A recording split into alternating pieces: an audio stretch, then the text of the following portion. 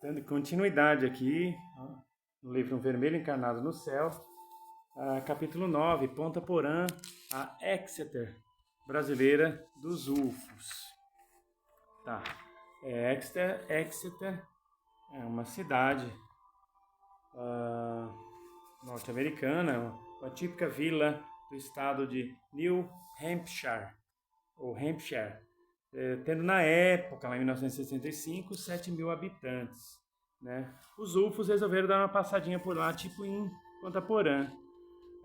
Aí relata aqui, ó, que em 1965, na página 139, as ações práticas do projeto Blue Book eram praticamente uma via de mão única, em que o comunicado chegava ao destino certo dentro da área militar, mas de lá nada era devolvido ao público. Havia nítida intenção de não realimentar o ciclo de informações notoriamente para matar a publicidade dos UFOs com a prática da inanição. Bom, foi nesse clima de acobertamento que em 3 de setembro de 1975 as coisas esquentaram em Exeter. Um jovem de 18 anos, Norman Muscarello, havia acertado seu ingresso na Marinha para fazer o serviço militar. Saíram de uma cidadezinha litorânea e tentava pegar carona na estrada que vai para Amesbury, estado de Massachusetts, até Exeter, em New Hampshire. A rodovia 150 estava solitária, já passava da meia-noite, e poucos carros transitavam por ela. Nenhum deles parecia interessado em dar carona ao futuro marinheiro. Sem alternativa, ele prosseguia a pé naqueles ermos. Era 1h30 da manhã e a maior parte do percurso já havia percorrido. Dos 20 quilômetros de estrada, faltava apenas 3 para chegar em casa. Bom, de mochila nas costas e caminhando passo lento na beira da estrada, ao chegar num frondoso bosque, o jovem deteve repentinamente o passo. Lá na frente, ele viu... Era assim, quando ele estava chegando, né, ele viu uma bola de luz, parecendo a lua, só que vermelha. Tipo o nome do livro sugere, Um Vermelho Encarnado no Céu. Esta bola pairava no ar e foi se aproximando da casa de uma pessoa que ele conhecia, um tal de Clyde Russell, e parou por cima do rancho, ou da casa desse Clyde Russell, iluminando tudo de tal forma que, embora fosse bonito de ver, o clarão ofuscava a visão. Aí ele ficou ali olhando aquele negócio, ele percebeu que o objeto tinha uns 30 metros, era maior do que a casa do cara, e de repente o objeto parte como se fosse para cima dele, ele se joga numa espécie de valeta para se esconder, e o objeto voador, que tinha um tipo de cinturão de luz girando em torno do objeto, como se fosse um disco, né? Girando em torno, como se fosse assim, um planeta com os anéisinhos de Saturno em volta, assim. E ó, o negócio passou por cima dele e desapareceu no céu. Aí ele ficou apavorado, ao invés de ir para casa, como muita gente faria, talvez pela cultura da época. Ele viu um carro vindo na estrada, ele quase se jogou na frente do carro e falou: vocês têm que me levar até a delegacia lá em Exeter. E o pessoal levou ele até a delegacia, os estranhos deixaram ele lá. Ele foi atendido por um policial chamado Reginald Tolan, consta aqui, né? Policial de plantão. Aí, ó, enquanto isso, não muito longe dali, o patrulheiro Eugênio Bertrand fazia seu trabalho. Cerca de 1 hora antes, ele atendera um caso estranho. Estava fazendo a ronda nas cercanias de Exeter, quando encontraram uma mulher em estado de choque tentando refazer a calma em cima do volante. O carro dela estava parado na beira da rodovia local, ela abalada demais para dirigir. Suas mãos tremiam e suas pernas não suportavam o peso do corpo. Nem sequer conseguia explicar direito o que ocorrera. Disse apenas que o carro foi seguido durante uns 20 minutos desde a localidade de Epping até a estrada de Exeter. Era um objeto de cor vermelha, cintilante, que flutuava o tempo todo sobre seu carro. Às vezes vinha de frente, parecia abalroar o veículo, outras vezes por trás, fazendo presente no retrovisor, como se estivesse colado na traseira do veículo. Vez por outra emparelhava ora à direita, ora à esquerda, como se estivesse numa competição de corrida. Ô louco! Era um procedimento no mínimo irresponsável, não revelando boas intenções. Parecia até uma brincadeira de mau gosto, visando assustar a condutora do veículo. Quando chegou à entrada de Exeter, o objeto disparou na vertical e sumiu no céu. Bertrand, o policial, né, procurou acalmar a mulher, mostrando que agora tudo estava bem. Então ela se acalmou e prosseguiu viagem. O policial não deu muita importância ao caso, achando que algo acontecera, mas o descontrole ficara por conta da mente da mulher, da imaginação. Enquanto isso, na delegacia, o policial Tolão ouvia as declarações de Muscarello. que estava ansioso demais e queria falar tudo ao mesmo tempo. Calma, rapaz, dizia o policial, vá devagar. E o Muscarello prosseguiu contando o que aconteceu. Sei que a notícia correu tanto nos jornais da época que até o Steven Spielberg gravou um filme chamado Contatos Imediatos de Terceiro Grau, né? Baseado, embora fosse uma ficção científica, conta aqui, né? Foi baseado bastante nos casos de Exeter. E aí, naquela mesma noite, né, de tanto Muscarello insistir, o Bertrand foi lá com o Muscarello na região em que ele disse que viu o UFO.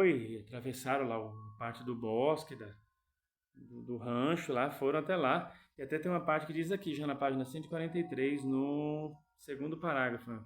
Enquanto isso, fora do carro, Muscarello ficara ainda mais nervoso. Depois caminhou em direção ao bosque, tendo Bertrand ao seu lado. Atravessaram juntos o rancho de Caldini até chegarem próximos ao curral de cavalos. Ele, olha, Muscarello, aqui não tem nada, será que você não confundiu com o helicóptero? Muscarello falou, não, eu conheço muito bem o helicóptero, não. E aí, de repente, eles perceberam o alvoroço dos cavalos, dos cachorros, de tudo, e de repente, o Muscarello gritou, olha lá, está vendo? É ele! O policial olhava do lado contrário, virou-se e viu subir lentamente, saindo de além das árvores do bosque, um objeto redondo, espargindo luz brilhante de cor escarlate, tipo um vermelho encarnado no céu.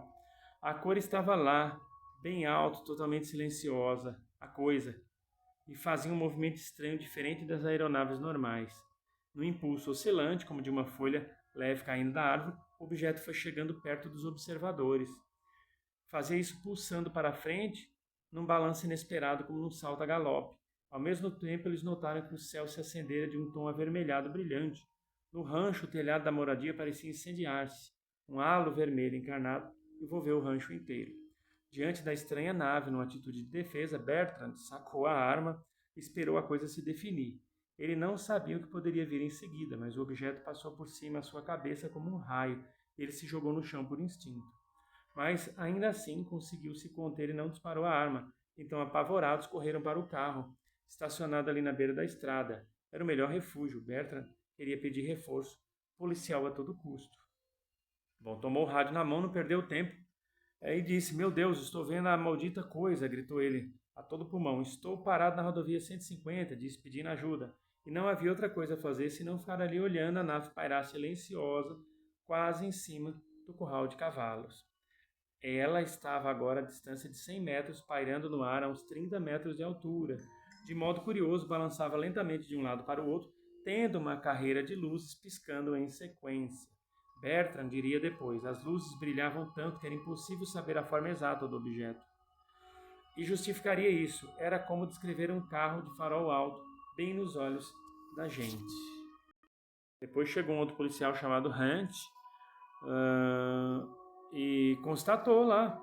O Hunt contou, quando cheguei vi mesmo aquelas luzes pulsando. Também ouvi os cavalos agitados na estrebaria. Os cães não paravam de latir. Então ela começou a se mexer devagar, próxima à copa das árvores. Ela se balançava no ar, coisa de dar arrepio. Um avião não poderia fazer isso. Depois Bertrand disse, você sabe como é, a nossa razão diz aquilo que não pode ser, mas você continua vendo. Diz que aquilo não pode ser, mas a gente continua vendo. Então eu perguntei ao David, o que é isso, David? O que acha? Ele me disse, eu não sei, nunca vi um avião assim. Só sei que eles não mudaram muito desde a minha baixa. O cara lá que já tinha. E os 3 homens ficaram ali olhando aquela coisa, certo tempo. Passou até o objeto se afastar e seguir para o oceano. Logo depois apareceu um B-47. Dava para ver a diferença. Não havia comparação, disse Hunt. Bom, em meio aos acontecimentos, Bertrand disse à delegacia que estava vendo UFOs. Em seu gabinete de polícia, Tolan recebia uma ligação. Era a telefonista de Exeter, do turno da noite. Um homem apavorado está pedindo socorro de um telefone público, disse ela. Aos gritos, ele disse que um UFO está avançando sobre ele. Completou. Então, assim, a cidade estava naquele dia, daquele jeito, né? Aí diz, a polícia de Exeter registraria nos dias seguintes 200 páginas de depoimento, num total de 73 avistamentos, feitos por gente séria, honesta e em perfeito estado mental. Bom, eles foram interrogados por um major que considerou válido o depoimento deles, mas o caso, como sempre, era mandado para o Pentágono.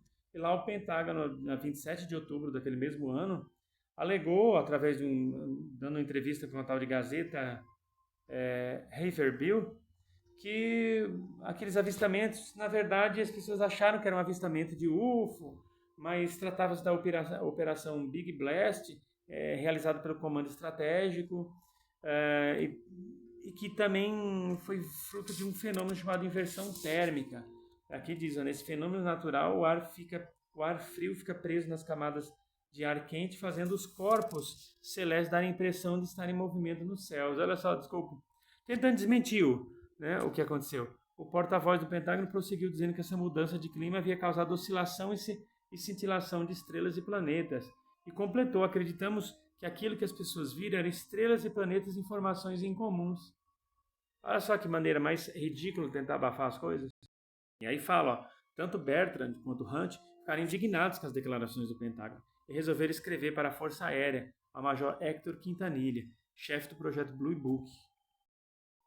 E eles alegavam, como pode um objeto tão grande, estático no ar, disparar em velocidade supersônica sem fazer barulho algum? Isso não era coisa humana. E tanto Bertrand quanto o Hunt tentaram, de certa forma, forçar uma retratação das autoridades, porque eles acabaram se passando por mentirosos perante as autoridades. Quando, na verdade, não eram mentirosos. Afinal, ninguém se retratou coisa nenhuma. E aí colocaram assim, no início do ano seguinte, para desfazer o inconveniente, o tenente-coronel John Spaulding, prestando serviço ao órgão do secretário da Força Aérea, ao SAF, deu a questão por encerrada ao responder aos patrulheiros. Não fomos capazes de identificar o objeto, que observaram a 3 de setembro de 1965. Todavia, ele redigiu em seguida um longo parágrafo de justificativa que nas entrelinhas aludia ao padrão cético já conhecido, tipo, não pode ser, então não é. Então, oficialmente, ficou uma coisa verdadeira só para quem viu. Só que os ufólogos acreditaram no Bertrand e no outro moço. Os ufólogos se encarregaram de desmontar a farsa feita pelas autoridades. Primeiro, colhendo o depoimento das testemunhas. Segundo, varrendo os arquivos oficiais. Terceiro, conseguindo aliados dentro dos próprios organismos oficiais.